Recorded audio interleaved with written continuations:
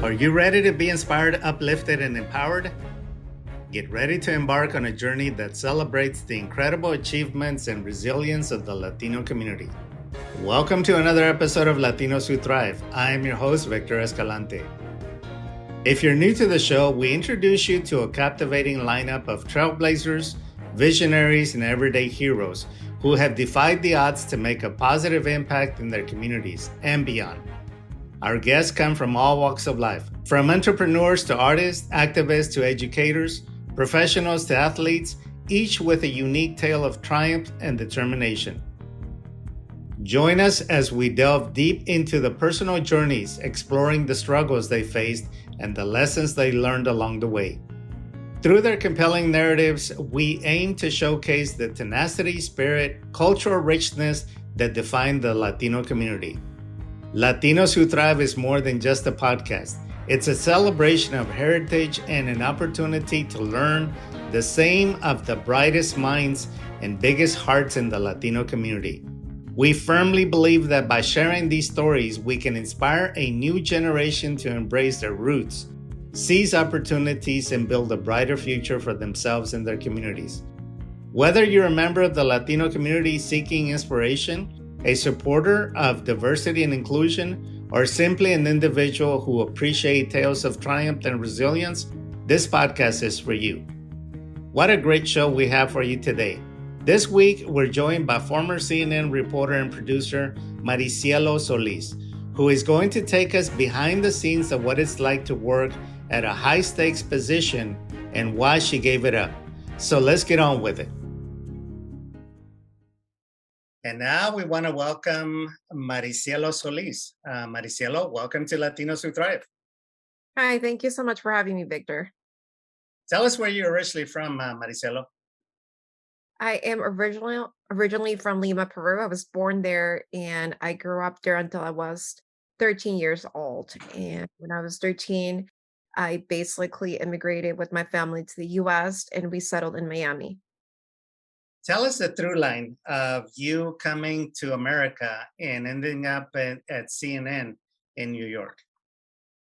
Yeah, I mean, I feel like growing up in Peru, I always was drawn to media. Still remember the first time I saw Christian Amanpour reporting live from Gaza during the war, and just thinking about how incredible she was, not only because she was reporting one of the most dangerous places around the world, but just because I think at that point there had not been role models for young women that wanted to break into the industry. So she was kind of like a superhero to me without the cape. So that was beautiful. And I think it was a full circle moment because I actually had the opportunity to meet her while working with CNN and tell her what I'm just telling you, that she had always been an inspiration to me. But the journey of just ending at CNN, to me, it was something that I never had imagined. It all happened because I started an internship in New York City right after college. And after that, I applied to work for CNN. I actually applied on Indeed.com, which is crazy to think about. And I received a call from Javi Morgado, that at that time was the executive producer for morning television. He was the one that interviewed me, and the rest is history. I started my career there. Did you ever work on CNN en español?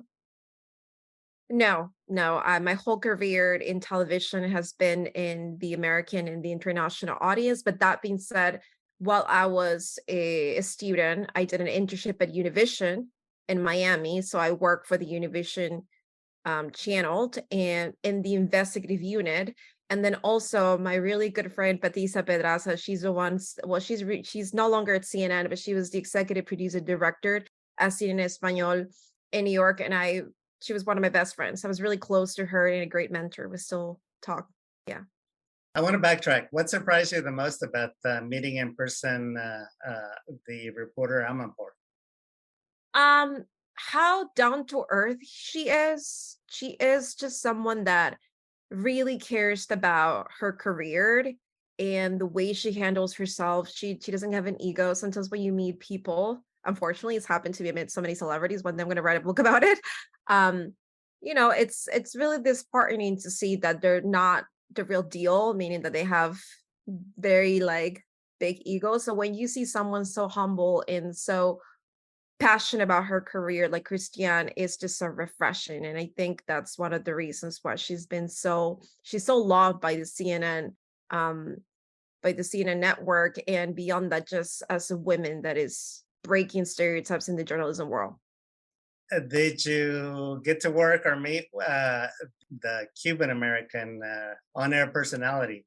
I forget her name, but Ballard, yeah, I did meet him, like the one that works for Telemundo. it's a lady. It's a lady on-air Oh, personality. Uh, I can she went on imagine. to do documentaries after she left Well, CNN. oh, Soledad O'Brien, right? Are you talking Yes, about Soledad Soledad. O'Brien? Yes, Yes. Soledad. Yeah, I got to meet her many times. I went to 2 of her events. I actually got to while I was producing for the morning television show, she came and did a couple segments, so I got to talk to her. She is so down to earth. I've had conversations with her. Incredible women, so smart, so humble. So it's amazing to be able to work with people like that. You've brushed with a lot of newsmakers and a lot of news reporters in your career. What surprised you the most of being in this ecosystem? I know. I mean, sometimes I feel that, people that are just watching in their couches news, they don't understand what it takes to put a show together and bring it to an audience. I feel that journalists have to sacrifice so much of their personal lives in order to bring you the news because it's not only the fact that you work crazy hours, you probably know this, but it's the fact that you get to meet people at their worst day.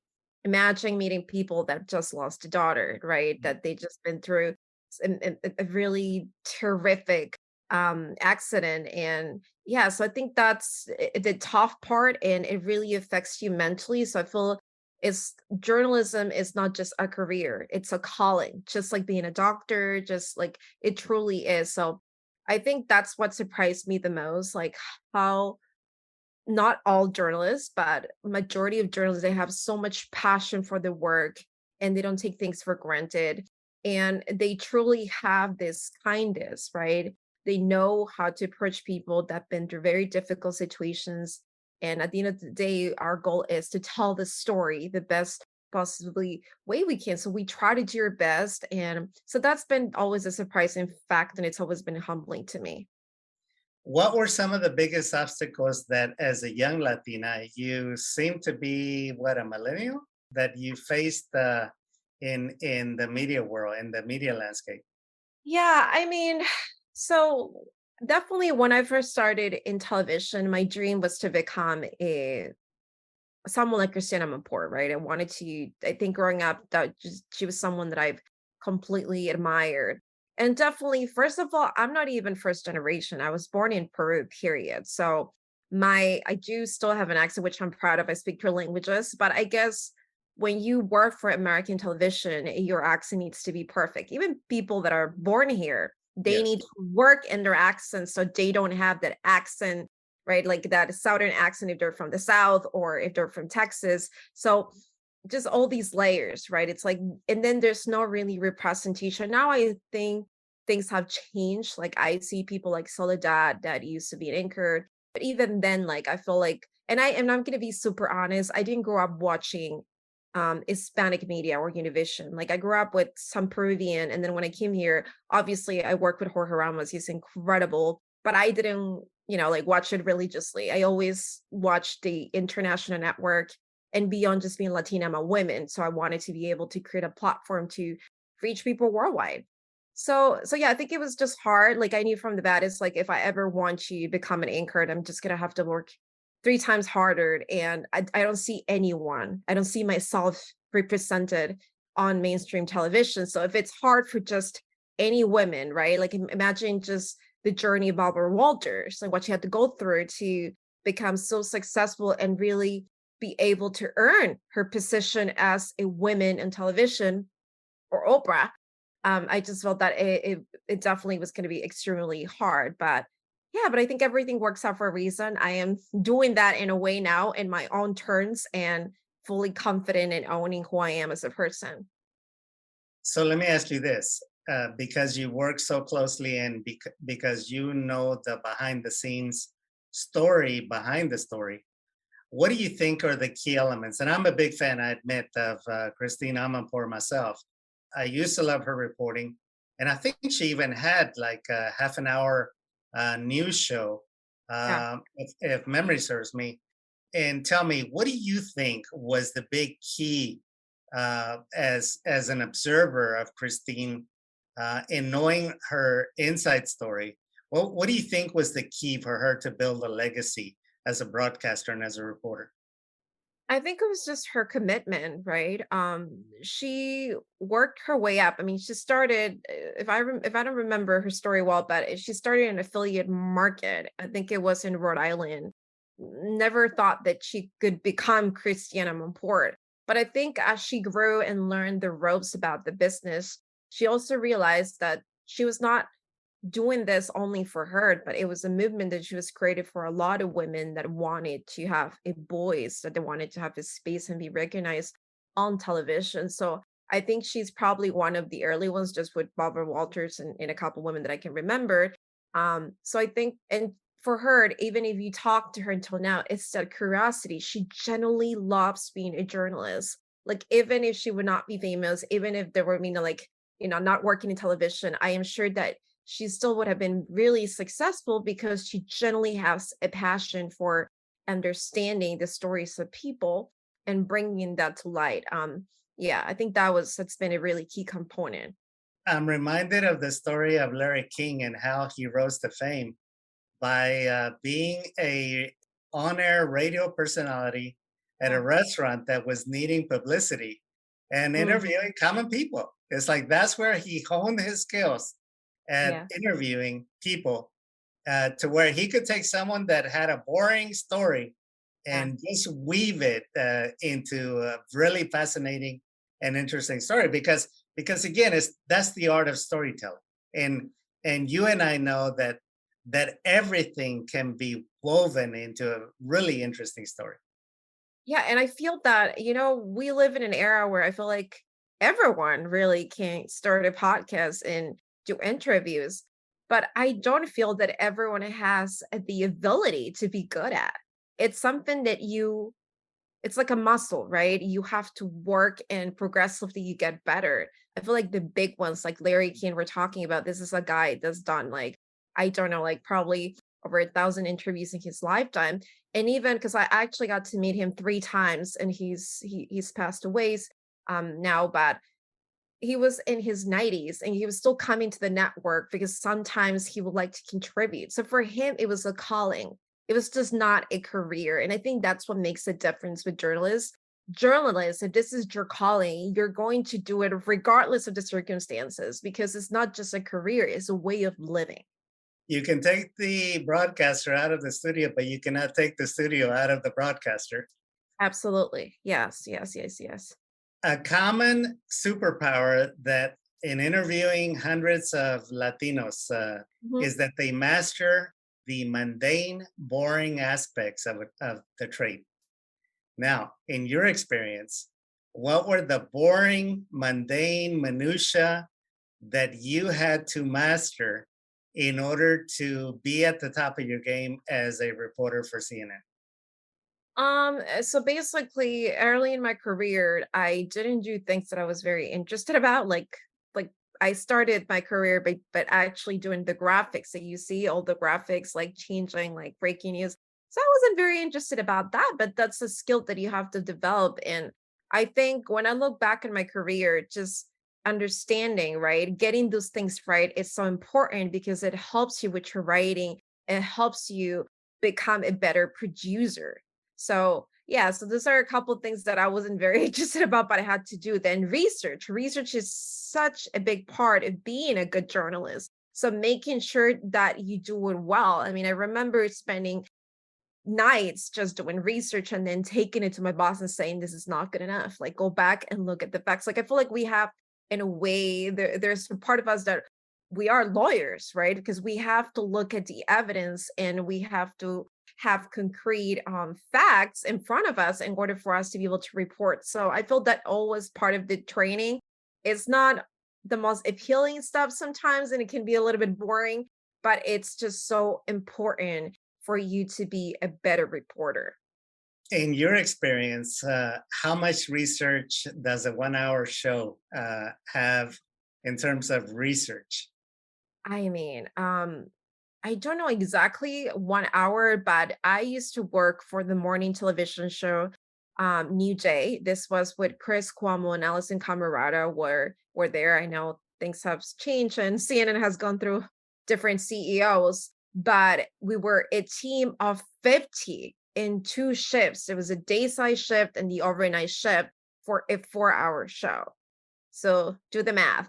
A Yeah. lot of hours, right? It's like 50 people for just 4 hours of television.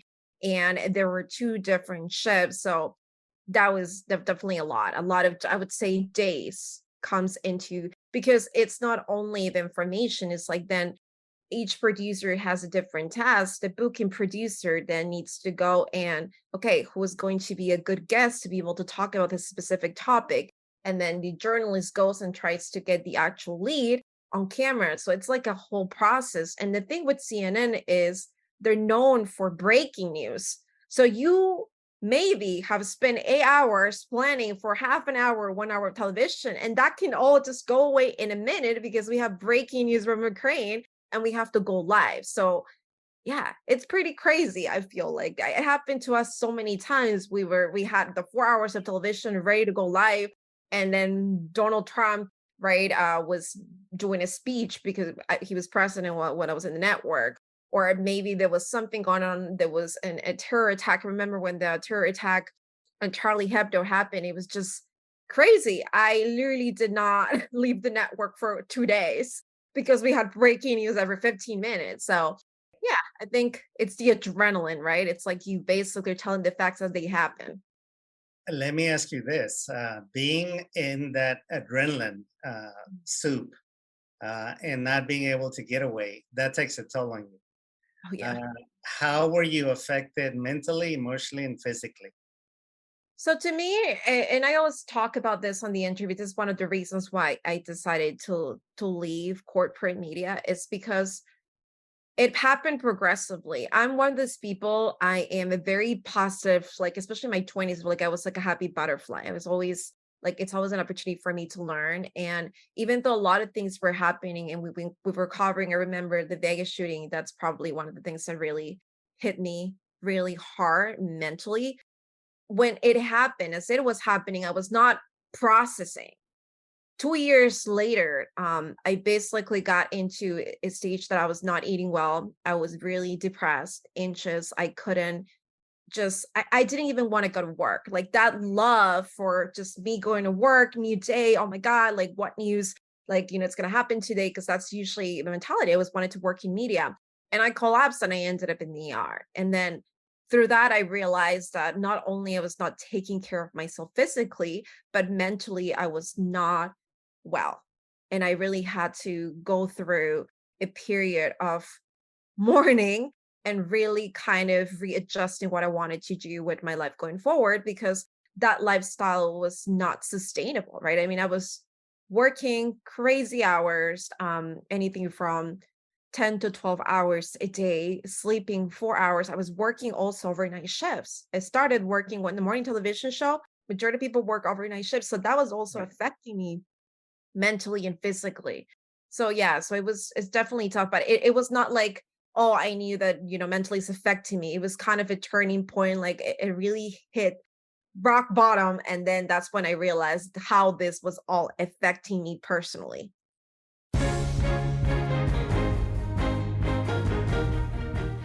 You are listening to Latinos Who Thrive with special guest Maricielo Solis. We'll be right back.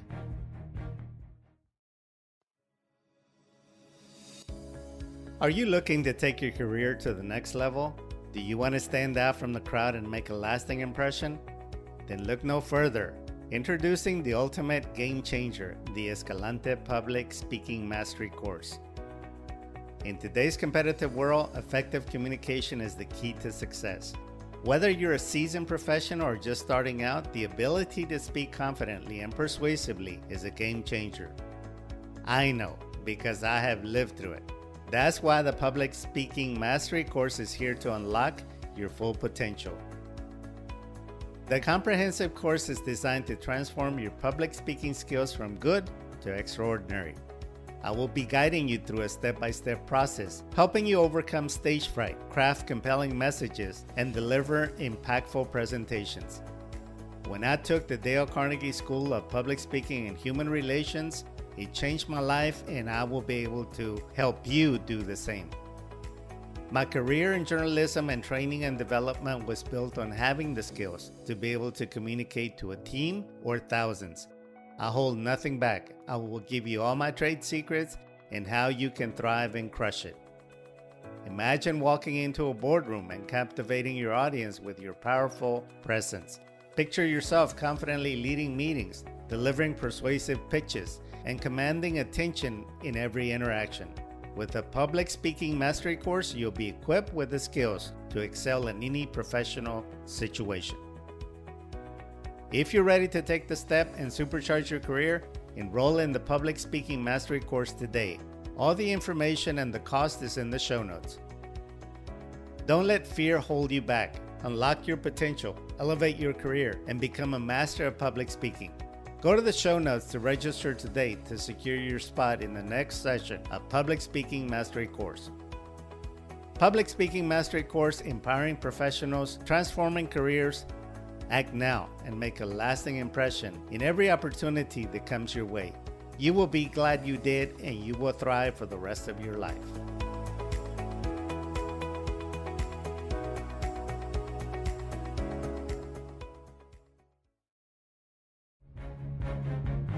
We now return you to Latinos Who Thrive with special guest Maricielo Solis.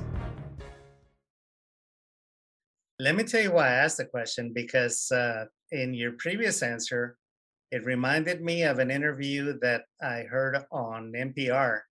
I Mm, believe it was a CNN reporter that went out to Uvalde to do mm, the story on the children out there. And she talks very candidly about how she suffered from PTSD afterwards, because it really shook her, and it yeah, really affected her mentally and emotionally, yeah, to where she was having lots of flashbacks. And of course, she needed time off and she needed to get professional help. yeah. I mean, are you familiar with Clarissa Ward with the work? I mean, she's probably the baddest woman in television. She's still working in the network. She is the chief international correspondent. She actually, Christina Ampor is still there, but she's a contributor. She kind of has retired in a way. So Clarissa Ward was the one that took that position. So she's basically been in Syria. She's been Ukraine covering the war. She's been at the front of every major event, good and bad. And one of the things that I truly admire her is that she's been in situations that a lot of her producers have died. A lot of her Wow. producers, yeah, it's and we had a conversation. I actually I had a conversation with her once about, because she has a book. It's called All Fronts, which is really her experience as a war correspondent and how that has really affected her. So she struggles with PTSD. She's developed all these mental health issues. And as a human being, it's so hard to desensitize right from every problem out there, because you're human. Before just being a journalist, you're a Yeah. human being. So you feel for these people to what they're going through. And for her, what was the hardest is kind of reconcile the fact that one minute she was in Ukraine covering the war and just seeing millions of people dying. And then she was off in a plane right back in the US at the CNN headquarters. That was really hard for her to comprehend that, and kind of like live in both realities, Yeah, because both of sure. them were the realities. Yeah. Yeah, you become acclimated, and after a while, I would imagine you become desensitized and callous to a lot of the human suffering, especially when you're covering it. Yeah. It's still hard though. I don't think that that was the question. It's like you never get used to it. It Yeah, never gets better, especially when you makes sense. become a mom Makes sense. and Yeah. yeah, but it's something I admire, because I don't think I could be able to do that type of work. I would be too attached to the subject and too attached to the story. Sure. So let me ask you this. How did you overcome your fear of speaking in front of the camera? Or did you ever have the initial I fears don't, of yeah. everything? I don't think I am afraid of speaking in camera. I think I'm a perfectionist, and it doesn't matter how many times I see myself in front of the camera.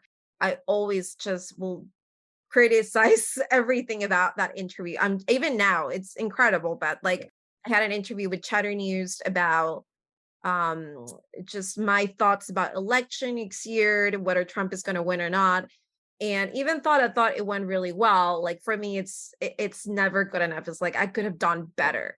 And I guess it's just my perfectionist OCD part that I want to do good. But I don't think I've been ever afraid of speaking in camera. Maybe at my early stages, I was just annoyed with the fact that I had an accent. And now I completely embrace it because that's who I am and that's what makes me so unique. But you go through stages and you learn and you evolve and you learn to love yourself just the way you are. You have muscle memory to automatically turn on, turn on, and put on that reporting side of yourself. Yeah, yeah, absolutely. Yes. How did you become so articulate? Because you don't learn in journalism school how to be an articulate presenter. How did you become such an articulate presenter? Practice. Practice makes Like, perfect. You just stand in front of the camera. The more interviews you do, the better you get at. I remember even when I see early interviews, podcast interviews, I cringe. I'm like, oh my God, like I sounded like a retarded there. And that's okay. You learn, right? It's like with anything that you want to do in this life, the more you practice, you get better and you improve. So if someone's listening to this podcast and they want to be on television, just get in front of a camera now YouTube, right? Get in front of your Canon and practice and practice and practice. You're just gonna get better. Yeah. we're the hardest on ourselves for sure. Oh yeah. Absolutely. So while you were working at CNN, you Yeah. pivoted. You pivoted. Yes. Was that the cause of your pivot? Was basically finding yourself underperforming because of the toll that it took on your mind and Yeah. emotions? I think it was a mix of things. I am a true believer that everything happens for a reason, and I believe in signs, right? Like nothing in this world happens just by like, oh, no, there's usually a purpose of why things happen. And you maybe at that specific moment, you don't get it. But then when years pass by, you're like, oh, now I understand why I had to go through this. So at the same time that everything was happening, my health was deteriorating and ended up in DR. It was a very scary situation for me. I was alone living in New York. My whole family was here in Miami. So that was really scary. That kind of made me realize that I had to really sit down and just ask myself if this is the path that I was going to continue for the next 5 to 10 plus years, right? At the same time, I remember meeting the director. I don't know if she's still there, but she was a director of the Columbia Journalism School. They have an amazing program.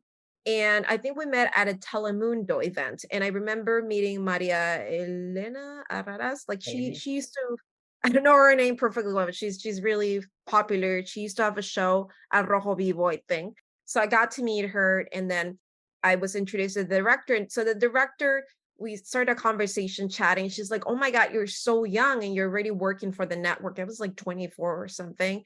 And I'm like, "Yeah, I'm working for the morning television." So she was like, "Why do you come to Colombia every Thursday? We usually try to bring people that are already in the industry to provide some sort of advice to college students."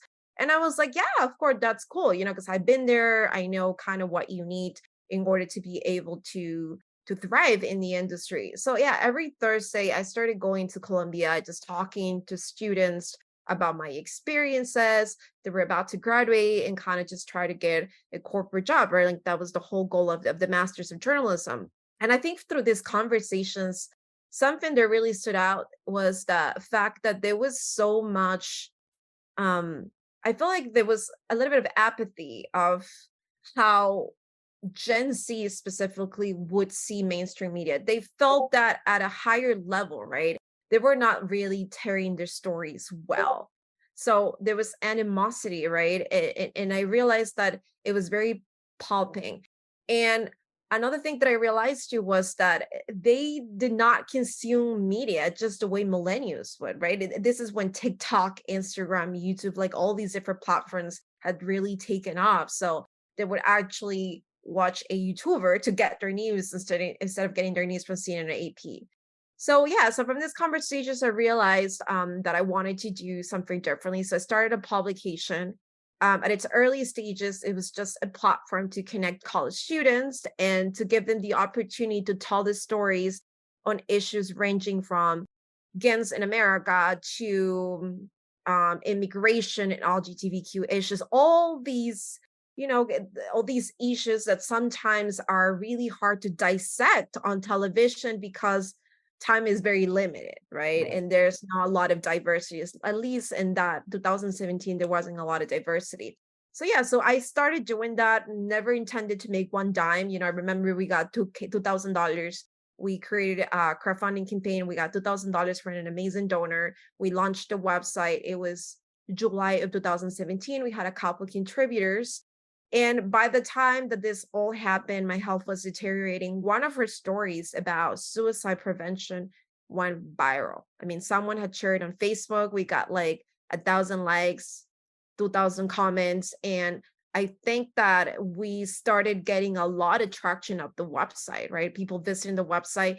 And then at that point, we really didn't understand how to monetize the website. We really didn't know anything about it. But we started making money with Google ads and consistent like $300 or and I was like, wait, can you actually make money? Is that even a thing? Right. So realizing the potential of growing this into a bigger publication. So I took a leap of faith, quit my job, and I just focused my efforts on the publication. So that's how it all started. So, for listeners that are not familiar, what you're describing is that Google would place ads into your platform because you opened it up to Google. Is that correct? So online ads is basically, yes. So it's advertisers pay you Yes. because they're paid the space on your blog, on your website Right. to promote their services, right? I mean, especially for advanced bloggers here, people or just people that run publications like New York Times, they work directly with premium ad networks, Right. which and it can be AdThrive, it can be Mediavine, because just to even get into to qualify to be part of this premium ad networks, you need to have like hundreds of millions of readers every month.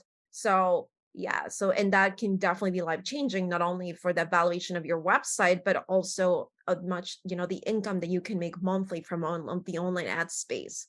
So yes, in a way, it's what you say. Yeah. So, you started to be paid by Google, and then you realized that by accident you had fallen into a gold mine. Yes. What happened next? Yeah. So my success wasn't like, oh my God, one day I woke up and I had $10,000 in my bank account, and didn't happen that way. Okay. I actually struggled 3 years. I, because after I guess that story went viral, right? We thought that every other story was going to be the same way, right? Because it's like already happened. Now we have momentum. We're going to do even bigger things, but unfortunately, it didn't work that way. And that's why it's so important to build a sustainable business, right? You Yes. have to build the foundation. If you don't have a good foundation, everything will just fall apart. And that's we didn't have a good foundation. We didn't. One of the things I realized was that we had all these different readers coming to our website because some of our stories, some of the posts were going viral on social media, but we cannot rely on social media to make money. That's not how you do it. So yeah, so I remember hiring a team. I remember working with a digital agency. Nothing was happening. We were burning money, not making money. I had 3 part-time jobs because remember, I had to quit CNN. I Right. quit. It was like, I'm not looking back. My dad was like, "You're crazy. Why would you ever quit your job? You were about to get promoted," and all these different things. But, anyways, I remember one day being extremely tired. I was generally, to be honest, about to give up because I was like, this is not working. It's been 1 year. I've been working on this website, earning so much cash. And then I remember, I guess that was a sign of God. I generally feel that everything is happens for a reason. I remember typing $1 million website because I was like, there's got to be someone up there making $1 million with their website. So, yeah. So I remember typing that on Google and then 3 websites just popping up on the searches. And one of them was run by a 23-year-old college student. Okay. And her whole blog was about college life. And generally, she was making $1 million a year. And I Wow. was just blown away. Like, here I am. I have a team. I am a CNN, right? A reporter, I have the credentials, and Right. I cannot make into the business. And then she kept talking about SEO, SEO, SEO, SEO. And I was like, the hell is SEO? I need to learn what SEO is about. And then I started basically really digging deep, understanding that search engine optimization is how you make content rank organically. And then I remembered enrolling on my first mastermind. I think I paid $10,000, but it was just life changing. From there, I really understood what I needed to establish a robust blog that I was going to bring me consistent readers and that I was going to make it to grow my email list. I was going to be able to drive organic traffic from different platforms. And that's how I was able to take that specific website to a seven-figure valuation. Maricielo, what is your best estimate of how much money you burned through before you realized that there was a science that you didn't know? Probably like 20 to $30,000. Okay. Okay, Now, yeah, you have created a system to where someone that is listening to us, they don't have to go through that.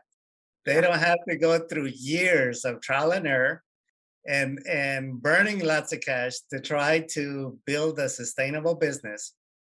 Talk to us about that. What is the system that you've created?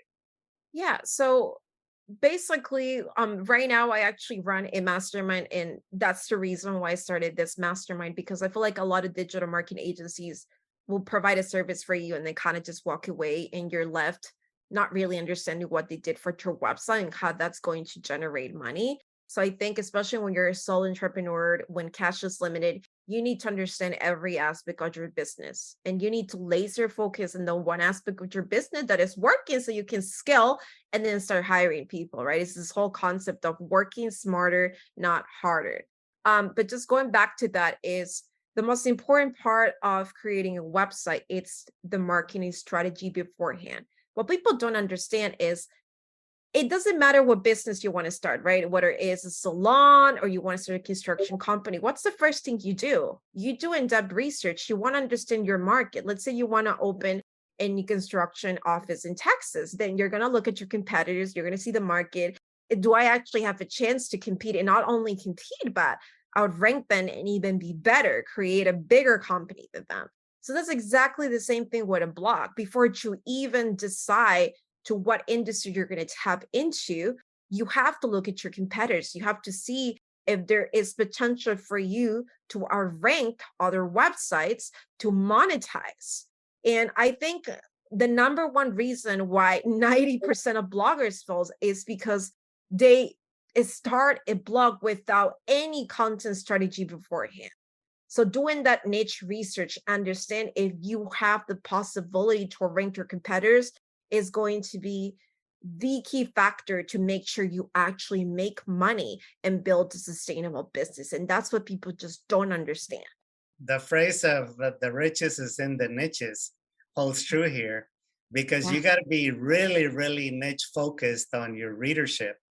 And I see that in podcasting too.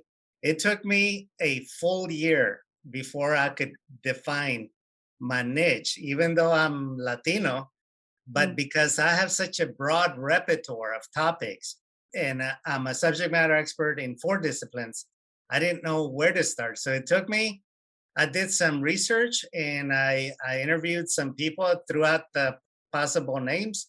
And I finally just kept it simple with Latinos Who Thrive. Because one, we are a growing nation of Latinos. America is browning out. So I position myself to go after that niche of Latinos, but to have a very specific genre of having character interviews, which positions me as the only or the top podcaster because I have ad agencies from throughout the country contact me because they want to get their clients on a podcast.